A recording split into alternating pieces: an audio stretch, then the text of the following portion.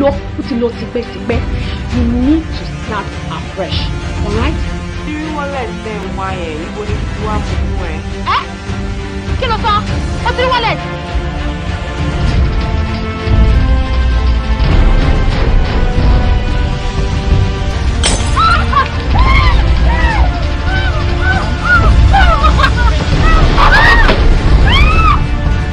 I will so much crush you.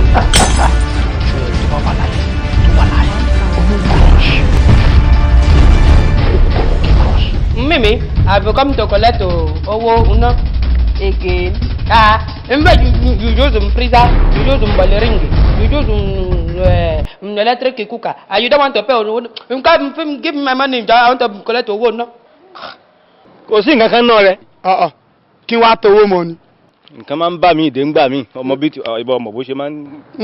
Tógò lélẹ́yìí tẹ́mọ̀ ara jeans tẹ́mọ̀ bá ṣe nínú ẹ wò ẹ bá wà lówó jèrè.